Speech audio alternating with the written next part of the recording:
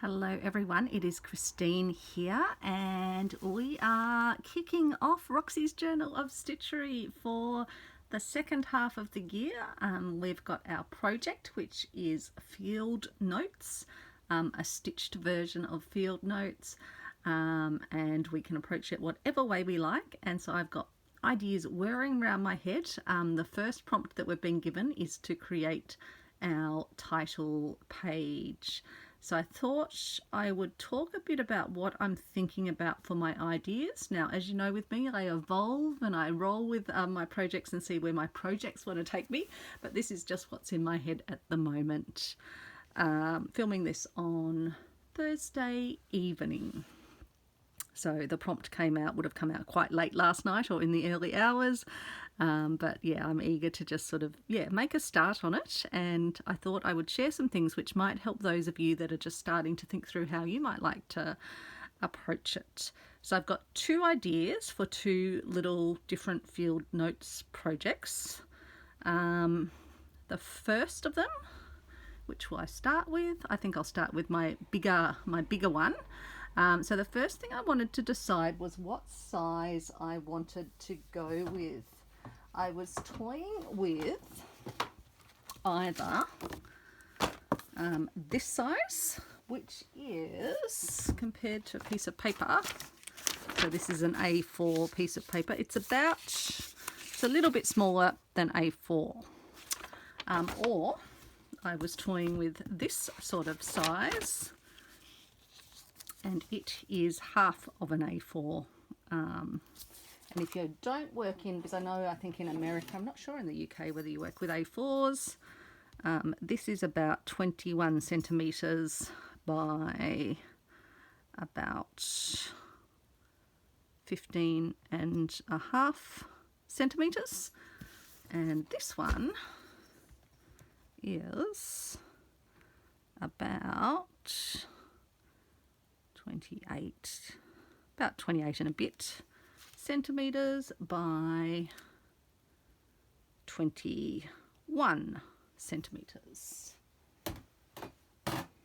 So I had to think about this size, and my concern was I felt like it would be okay, but it would be a bit of a stretch with the pages to fit on this sort of size. And even when I was working on my little experiment with some wild carrot seed and flower heads that I'd collected, I really ran out of room to be able to write much around it.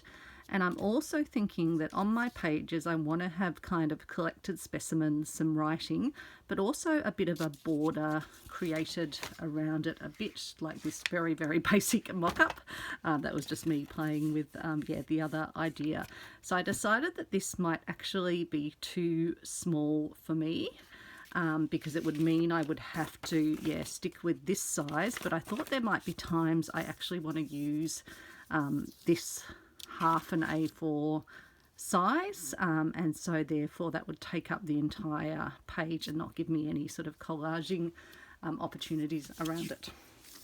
So that's how I came to arrive at this side, and I happened to have this book in my bookshelf a while ago. I got a whole bulk box of books. They were sort of cookbooks and homewares. It was like a lucky dip, and I think it was something like $30 or $40, and it was an entire box of books. Now I've looked at this one. It's got lovely lovely sort of decorating garden ideas, but it's not a book that I actually feel a particular attachment to. I can definitely use the images. I might even do some collaging with them as part of sort of bases for this project, but I don't feel the requirement to keep the book. But I love that it's got the name Terrain. I like the green spine, and I possibly might even keep that as part of the cover. And the back, oops, I almost knocked over my water that's sitting up there. Let me just put my water slightly somewhere out of the way. Let's pop it up on my shelves over here so that I don't end up knocking it over.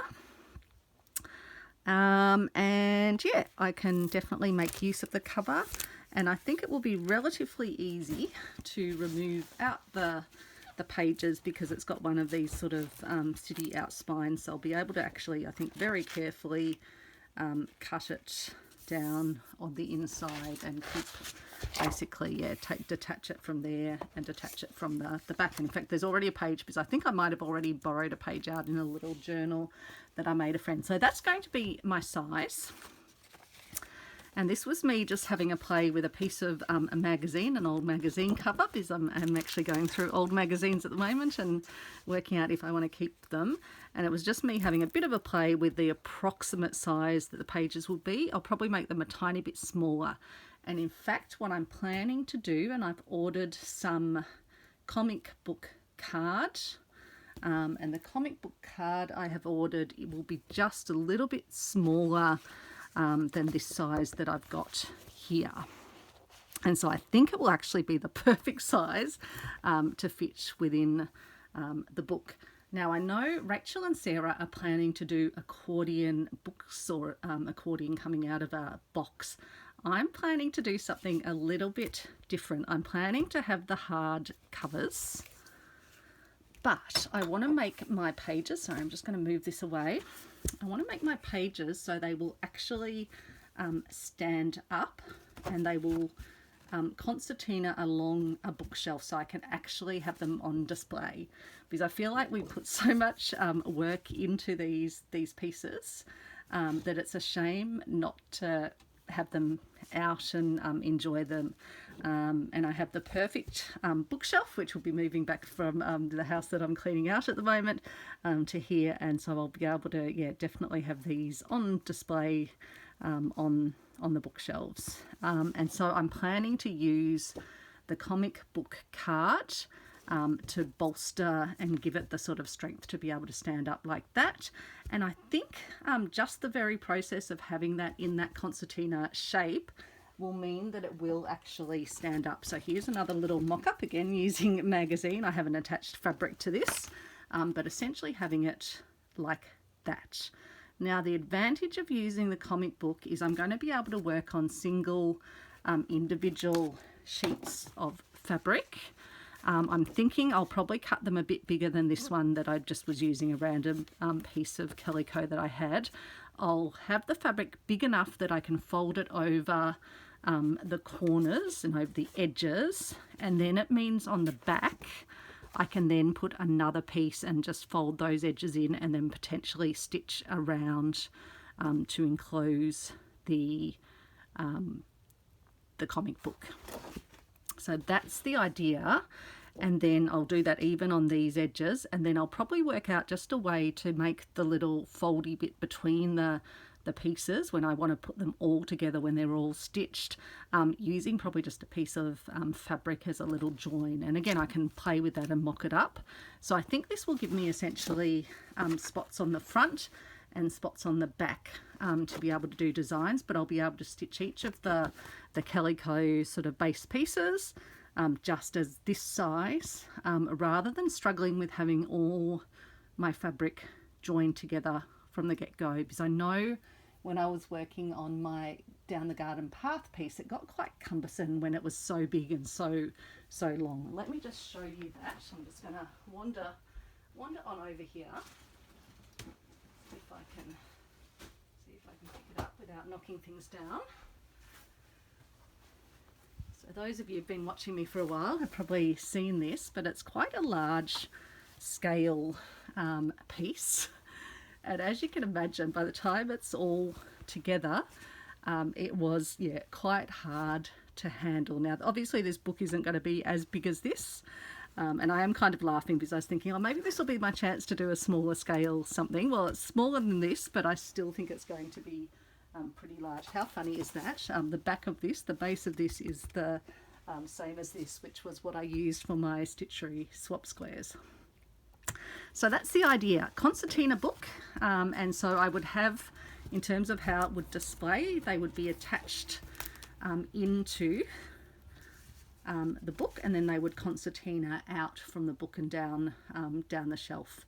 And then when I wanted to fold them back up again, I'd just be bringing them back into the book. I wouldn't have all the pages, and then the book would actually just close and hold them. I imagine it will probably sit out a little bit by the time it's got the thickness of the card and the fabric.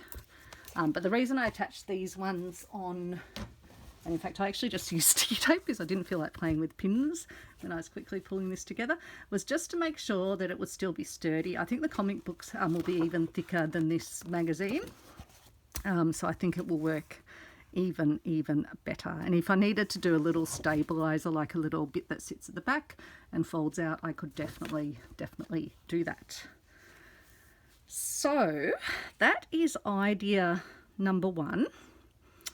And I'll come to, and I think we'll spend some time actually then, and I'll probably bring you down closer to start pulling out some bits and pieces that could be part of our first design, and that's what I'm thinking I might use on my cover. But let's move on to my second idea. So a while ago at the Reverse Art Truck, I was lucky enough to pick up a whole bunch of these. Now, sorry, I'm just wandering over to my cupboard. Just moving a box out of the way of my cupboard. Let's see if we can actually get to the cupboard. I should actually grab all these things before I start the video, but that would be just way too organised. I did grab one, but I just wanted to have a look how many I have. And they might still have some more there if I need them. So I've got 1, 2, 3, 4, 5, 6, 7, 8, 9, 10, 11, 12, 13. And I think there might be some downstairs actually. So about 13. And I think we're going to have 3 prompts per month. Although the cover's not a prompt, I guess, although it kind of is. So 3 by 6, 18, 17. So I think I could definitely, use these. And I've got this beautiful little card box. It's a William Morris postcards designs from the Victoria and Albert Museum, which I just love them.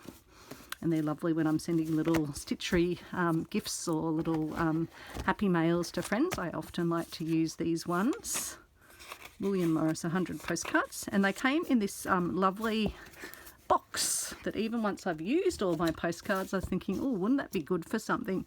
And I was thinking these little tins could potentially either sit down within it, this box.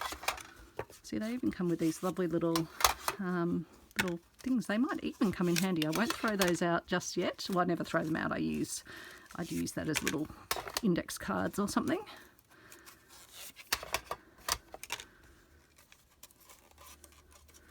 But let's just see how they won't be an exact fit in the box, but I could put my own little sort of little lining thing across the middle. I'll show you the tins in a moment too. I just thought I'll get them out, sort of show you the concept. Now you might even have some tins similar to this at home. You might have them like little mince tins, or who knows, you might have something else. You could even do it with little matchboxes, I think, as well, because you might remember when I was doing my Roxy Journal of Stitchery Huswiff, which hangs up proudly, I made these little covered matchboxes. This is a larger matchbox, and then I've got my little smaller matchboxes. And I just love these. Love them. Nothing in that one, but I love looking up at them. So yeah, something like that. Let me just put these boxes out of the way. When I start talking, I get so excited. The desk gets covered in everything, and then, yep, who knows what happens. So yeah, that would fit. I think that's 12 in there. And these little tins then just open. They've got like just a little groove down there. Give them a little push, and they either open up sort of to that point and sit there, or you can pull them out and have them like that. So I was having a little ponder, and I've already started, and you might have seen in other videos, I've already started collecting little things I find on my walks and things where I thought, oh, they might become inspiration. I've even got on, and it's been sitting up on the windowsill for a little bit. I wonder if might be a little bit of ferns there still. I did have this tiny little bit of fern that had dried as well. Just collecting things like these leaf skeletons that I just think are so beautiful. Let me just have a look if I can see where my little bit of fern has gone. No, I think it's fallen somewhere. I've lost my little bit of fern, but it was a tiny little fern frond that had actually dried in the process of just sitting there. So that was very, very cute, but I'm not sure where that has disappeared to. Having a little look down here. Nope, I can't see where it's gone. But I could put things like a leaf in here. I could line it with maybe a little bit of doily or a bit of a calico, and then I was thinking I could actually create like little specimen tins. Obviously not have the pokey bit of the leaf coming out, and do a little stitch design again onto a calico or a little doily type thing, and have that on the front of them, or even have that as a little wrap around it could work as well. I guess you wouldn't want it to get caught on this, so probably a little bit that I would then affix to the front, and this would become a little stitched and living, well not living, but the real actual thing within the little container. So I thought that could be fun, because I'm wanting to an extent with this project, really try and reflect things that I'm actually seeing and hearing in the case of like birds in my own landscape. It doesn't have to be, I don't think I'm going to limit myself just to Australian native plants. It will just be whatever I am seeing and hearing, and even the cover is probably going to be a bulb that's not, I don't think, tulips. I don't believe they're natives to Australia. But so yeah, I want to kind of give myself the freedom to represent whatever it is that I'm seeing and observing. And so in this little container, I had some Japanese maple little seed pods. I've never noticed them on our Japanese maple before, but I was out with the dog yesterday and I spotted them, and I thought, yeah, wouldn't that be great? One, I want to actually try and see if I can get a Japanese maple to grow from these little seed heads, but they're just they are so lovely. They're already falling off. They probably won't stay on the branch, but they remind me of little butterfly or moth leaves. Well, moth wings, sorry. Yeah, so really, really sweet. So I'll pop those in there for now. Keep those secure. So that is one other idea. Again, I just love the box, but I could do a little specimen tin label or something like that to sit on here, and I could probably do another, or I could do the label on the inside possibly if I wanted to keep the outside as it is. And it might be a great opportunity to use some of the beautiful, in fact I could line the tins with some of the gorgeous William Morris fabric scraps that I got recently. Wouldn't that be delicious? Oh yes, I could even have some of these on the back of the tin as well, little rectangles on there, and maybe I could even do a little bit of thread painting into that. So that's another wonderful idea. I got two different colorways, which are mostly reds and blues, with a little bit of greens and others mixed in, but I think that would work. Yeah, maybe the outsides decorate with the William Morris, and then the insides could have a more, probably just leave the tin so that it would actually really offset what it's displaying. But I just think that could be a whole lot of fun, and if someone was to find this in an op shop years down the track, they might really enjoy who knows, there might be a species that I've saved in here that they can bring back to life.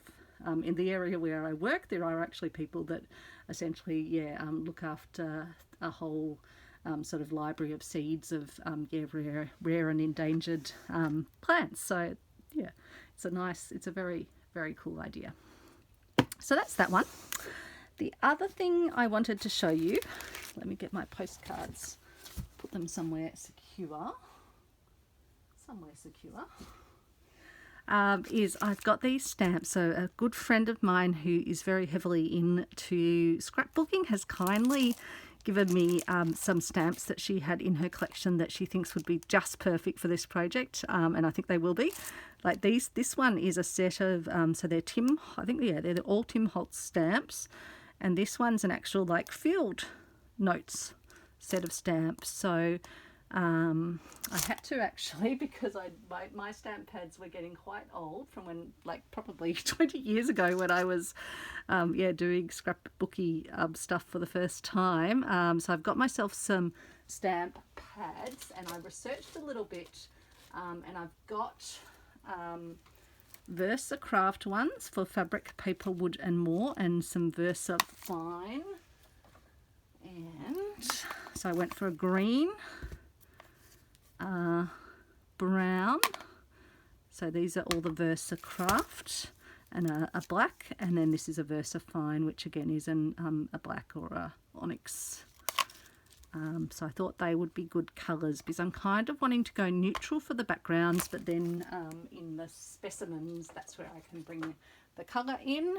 On the cover I'll use something colourful, but I really want to basically use these stamps, probably in the most part stamp them onto calico, and then I can attach them as part of the border around the pieces. So if my middle piece is going to be here, I can use them around the border. Sometimes I might put them as part of the background for where I'm stitching as well, or the other option is I can actually stamp some of them on once I've got the piece assembled. So a few options.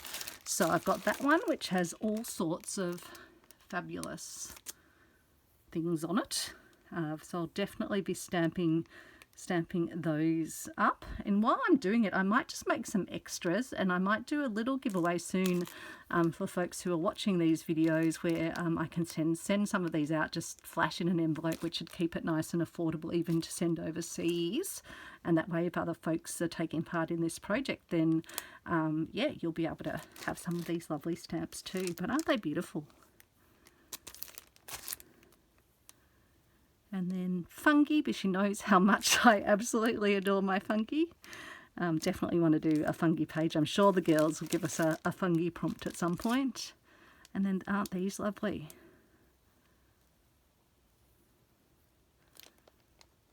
Butterflies and flowers and more butterflies, and I just love the writing. So I just thought, yeah, if I did a smaller size, then I wouldn't really have enough space to put some of these on. So I definitely will put some of these onto the cover as well.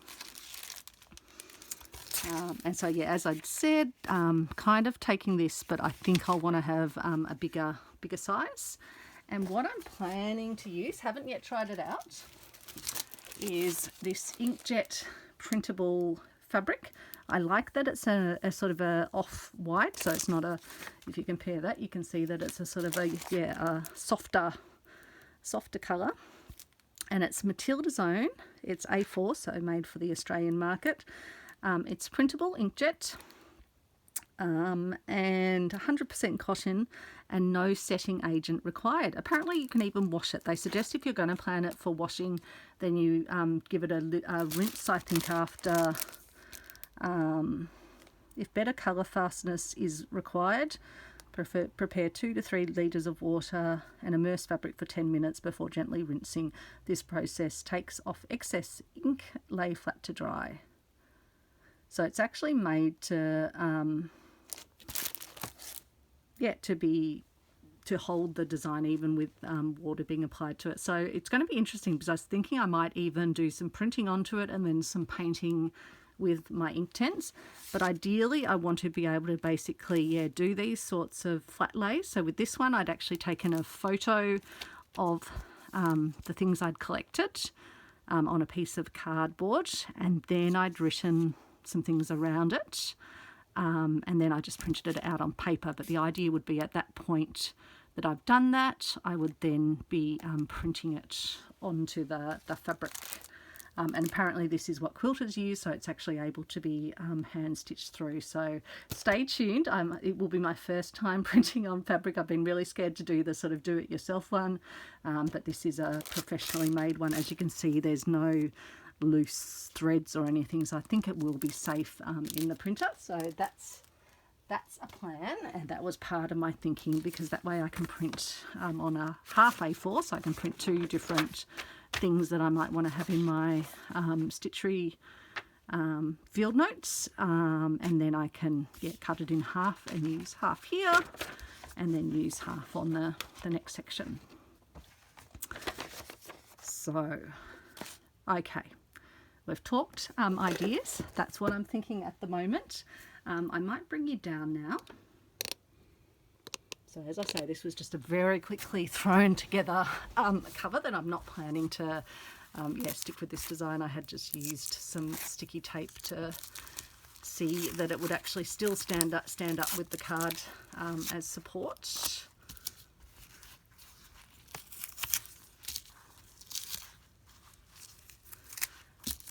And thank you again, folks who've been sending lovely thoughts for my dad, who has been in hospital. I'm so pleased to say he is out of ICU. He is on the ward.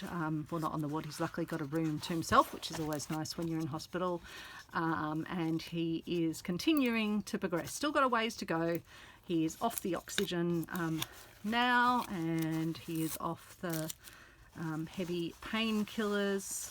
He's still very, very tired. It was funny, I was visiting him today and Mum came in, and then at some point he just said, "Oh, I won't keep you from your days any longer." And I said to him, "Dad, are you wanting to have a rest?" And he's like, "Yeah."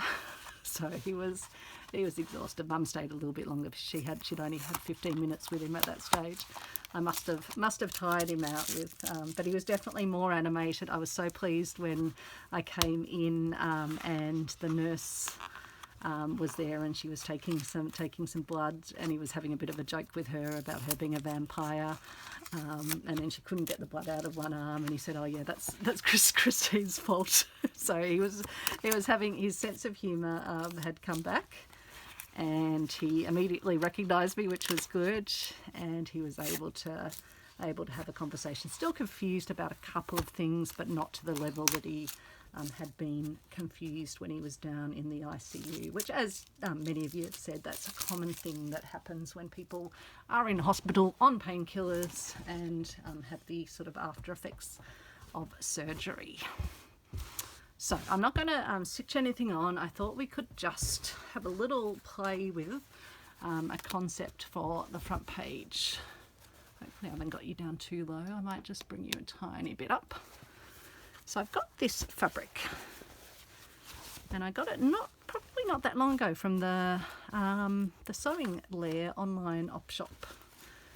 And I think at the time we didn't know about the Field Notes project, I'm pretty sure, but it is absolutely perfect for it because it's got these sort of botanical-like drawings, and then it's got, I think, Latin descriptions of them. And so tulips, so like tulipa, lutea, passeris, miniatus. I wonder if that means miniature tulips. So, oh, there we go. An exclusive design for the Sterling collection by Mansion Textiles, made in England, copyright protected. So, what different designs have we got to choose from? Which one do we want? Because I do definitely in spring, and sometimes they come up even a bit earlier. The tulips, I have bulbs that are just now kind of in my garden, and they come up year after year. Sometimes I'll sort of separate them out or raise them. I don't think I've actually raised them this year from the soil, so they're just laying dormant over winter, and they're getting that nice chill that they need. So yeah, I quite like this particular one, but how will we go for size? So essentially, if I'm going to have a bit of a border around it, we'll only get the upper section, but I think most of them are about that size. This one might get slightly more of that in. Be nice to have the title. Oops, my iPad is falling down. I'll just move that out of the way as well. I think there's only a few different varieties on here, aren't there? There's that one. There's that one. There's that one.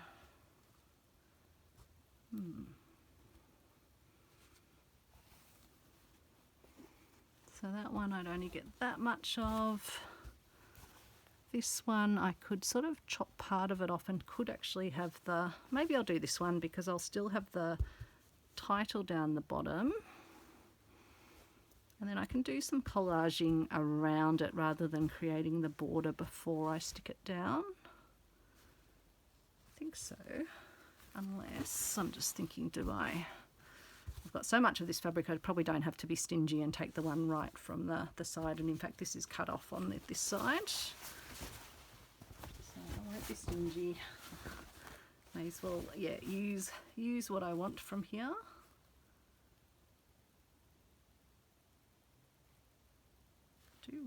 I do like that colour one. I'm just wondering, can I use a sort of a section of it? If I took that bit, if I tried to get the, or could I, maybe I can cut that out separately. So if I did it like that, I'd only be getting, sorry, you can't see, it would be chopping off the flower up there, which would seem a bit of a shame.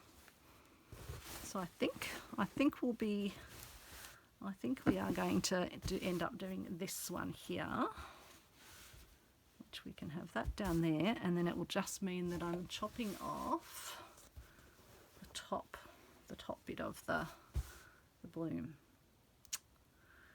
I don't know, struggling to decide. Or this one, or do I not worry about the title, and I could even cut it out and have it, yeah, maybe I will do that actually.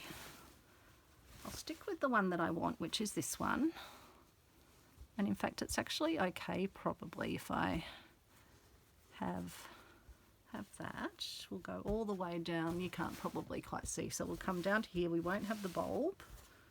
But then I could possibly use the bulb in a little breakout sort of box, like some of the books, they'll kind of show sections of the, I've got one down here actually, which we'll have to have a better look at another time, but I quite like this book because they kind of segment things and show different sections of them. A book called The Botanical Atlas. I got it secondhand from Brotherhood Books, which is a charity here. So that might be the thought. And I think I can use this one from the side because it there's my scissors, there we go. Yeah, I don't think I'm going to lose too much with where that is sitting. So let's take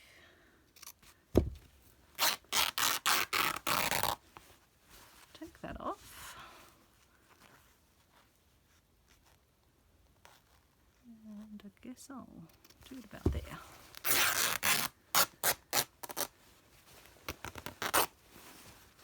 And then I'll come across the top.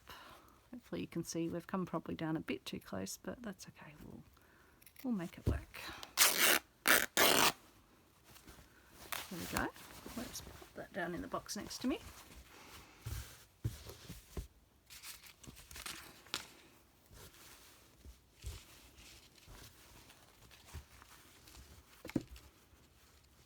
Whether maybe, yeah, I don't think I necessarily need that top bloom. Okay, so we could almost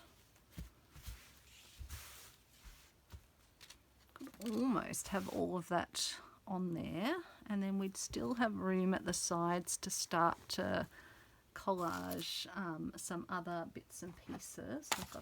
I've just started sort of looking out whole boxes of lovely little bits and pieces. I've also got that container of gorgeous bits I got recently from the Pit Trading. So I'm just unearthing it from next to me so I can lift up that box as well. I've got so many. I've been looking at some doilies. I've got some beautiful embroidered fabrics. I've got lovely, yeah, going with these more muted tones. I think I can use, I've got beautiful trims. rickrax.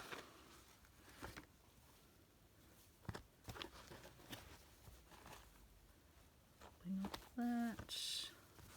Nice little sample sort of fabrics.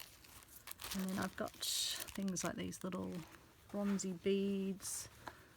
Something like this, which is, yeah, beautiful, beautiful bloom, could kind of come in somewhere. Yeah, plenty, and then little bits like this.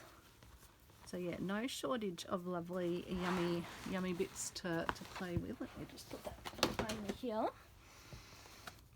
And then, yeah, just lovely little bits of lace, because I definitely want to go, yeah, quite natural, neutral tones, I think.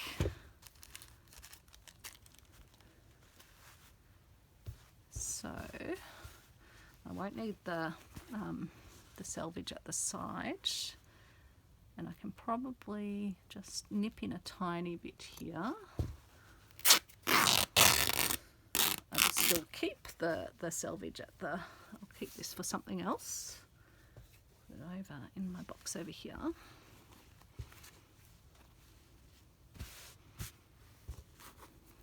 It's funny the way it's torn along the thread. It's like the design's actually not printed totally straight on it, but that won't matter. That won't matter at all. Put my orts over here.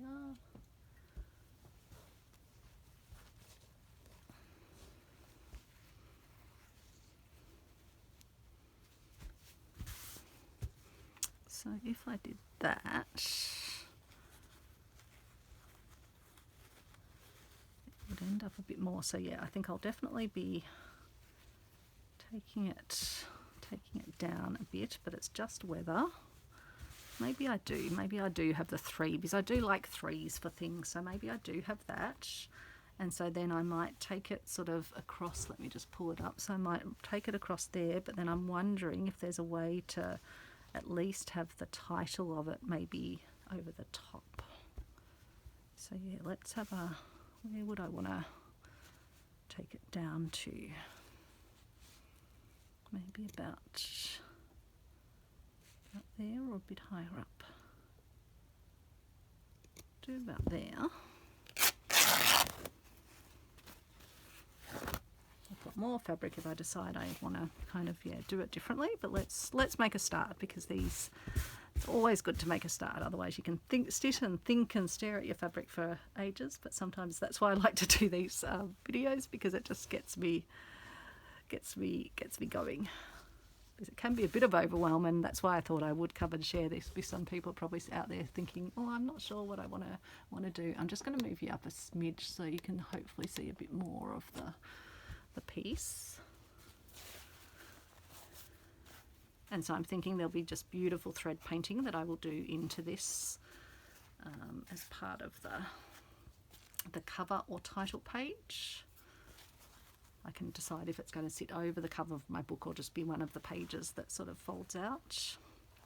And so what I'm then wondering is, could this sit up a bit higher and be a little sort of, yeah, break out there, and do I then take the title off? So I think I'll just tear across above the title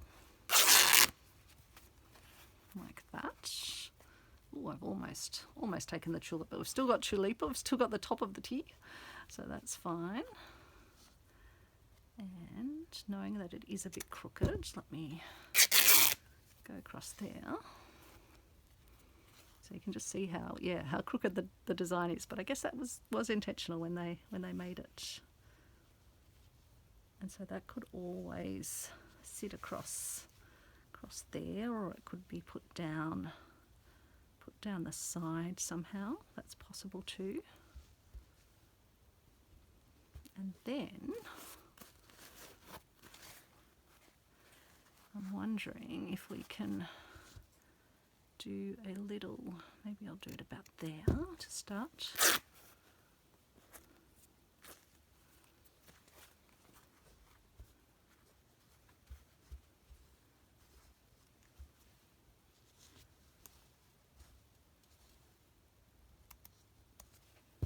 I mean, it may not even be required to have the little little root segment, but or unless we have it down here somewhere, this could go across the top possibly. We could have that. In fact, I could take a bit more of the top of this off because we don't need all of this.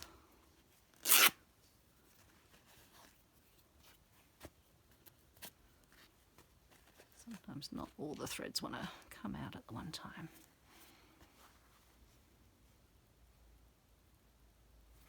And then maybe I could even take it a bit tighter down this side.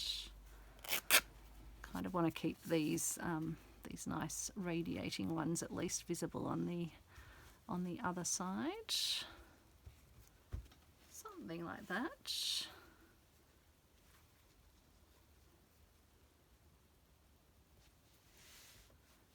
Yeah, something like that could work, or I could always cut it down and have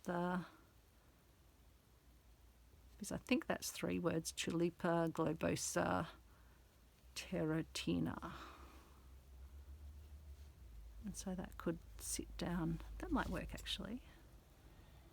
Don't know if I can tear it without losing the... Let's see, I can always go back and harvest the title from somewhere else. Just.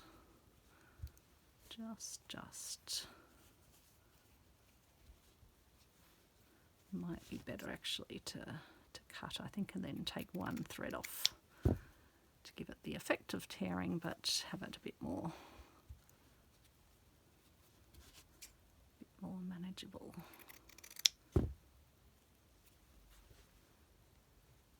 Tulipa globosa terratina.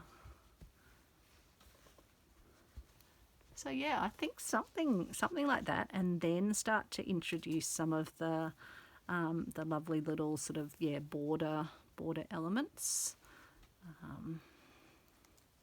And again, it will just be little skerricks of things, and in quite neutral tones, I think.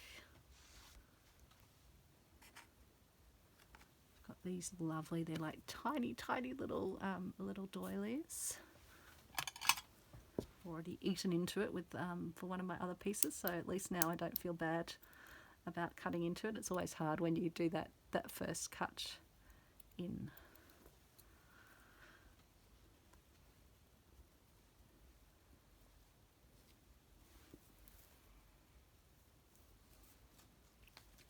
It's funny, you just look at things and you're like, yeah, that one goes, or that one doesn't.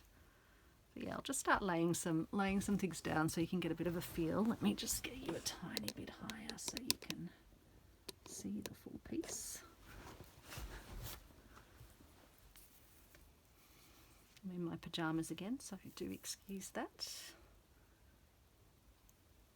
just feeling a bit exhausted after today. As I say, good how well Dad's going. Work's still very sort of crazy, and a colleague's been unwell, so I've just been picking up a bit extra in that space, so it has been a bit tiring.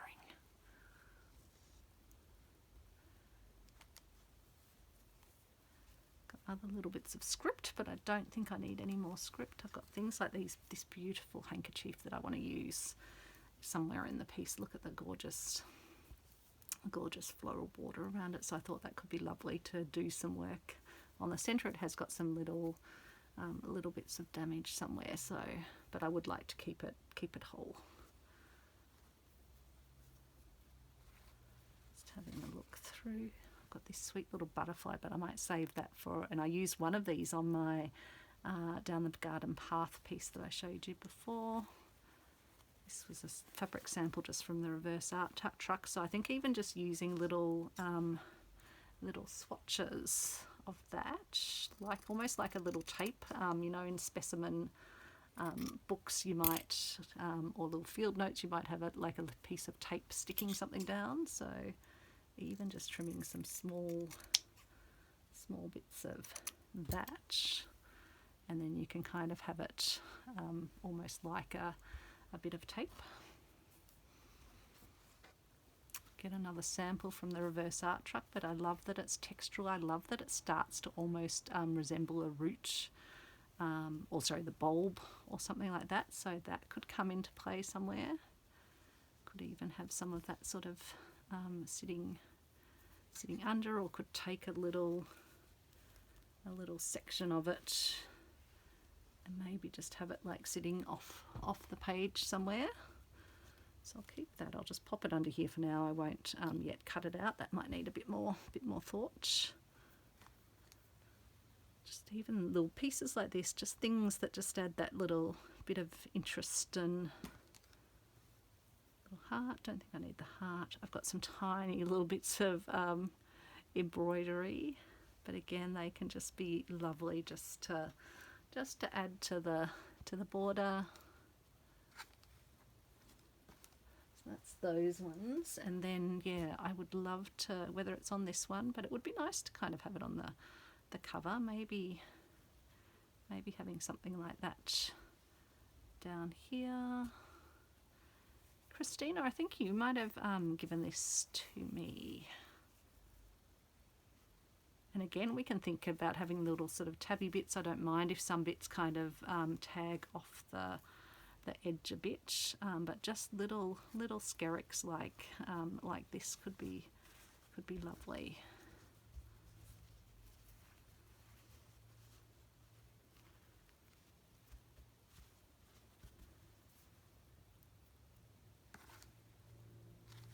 Things like feathers, which I'm sure will come into play. And then, as I said, I want to print some of these onto, but in this case I might actually look to do some stamping onto my design using some of these little stamps.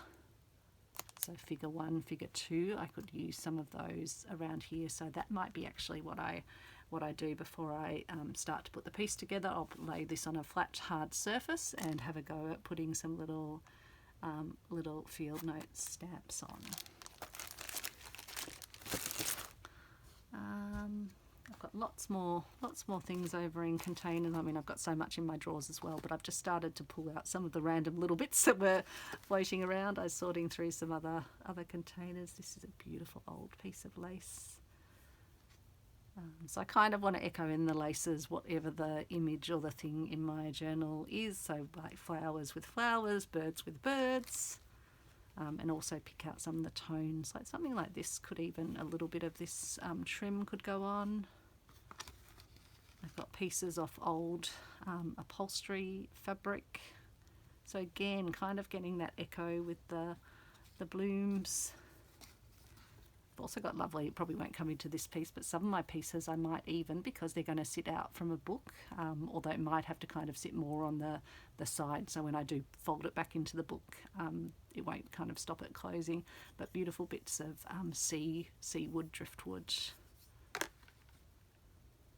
tiny little bits of borders of things. But what I love is that you can kind of use it to pick up colours that might be in the design. And I thought sometimes if we're thinking about something that we've seen in nature, it might be like trying to find a colour that's similar to what you've actually seen, and find it in a fabric and sort of almost sample that in your piece. So yeah, nothing need be wasted. Like even tiny little scraps of fabric like this, they can be useful.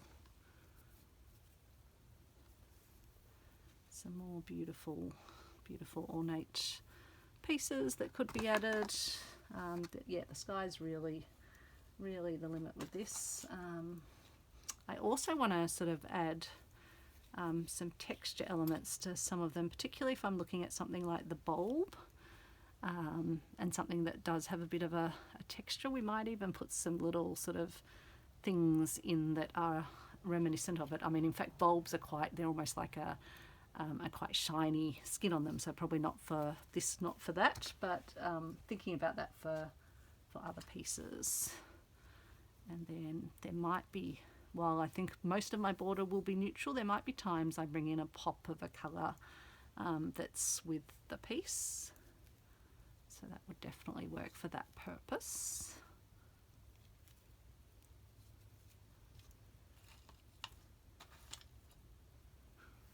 And yeah, I can have things, for example, sitting under, and as I mentioned, I don't mind if some things are coming off the corner as well. I mean, something that kind of gives that sense of unfurling, I think is actually quite cool.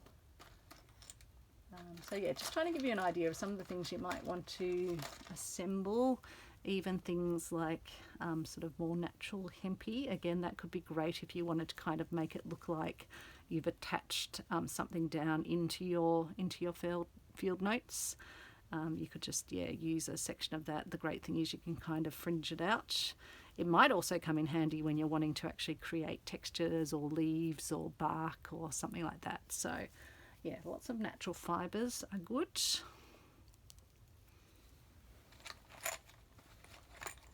Got some shells in here because I thought we might do something at some point as part of this project. Do something beachy, a beachy find. Just lots and lots of loveliness. But yeah, can't fit it all on the first piece. And what's to say I can't have a few introductory pages as well. Buttons as well can come into play. Again, if I'm going to do ones that are more like shank ones that sit up a bit, I'd probably do them off the side, and I guess I just have to think about any weight that might be in them that might be a problem. These were just some I did get recently from the reverse art truck. Some lovely green ones. This is a beautiful leather coloured, and it does go quite well with the colour scheme. And then just smaller little ones as well. But I suppose again we could use buttons a bit to kind of attach things, look like things are stuck in and collaged into our field notes. Another nice coloured one there. Sometimes it's nice to do little clusters of buttons as well. And that's another nice, that's that same green. So we've got three nice ones here.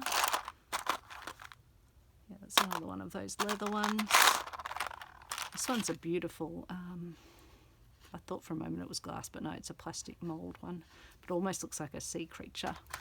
I probably am going on way too much. I think I've kind of gone into that point where I'm just talking and talking. I'm excited. And something else I want to be using in my pieces. You might remember if you've been watching a while, I did the Japanese art where you flour pounding. Some of my good stitchy friends, Leanne had done it, Marion's World had done it.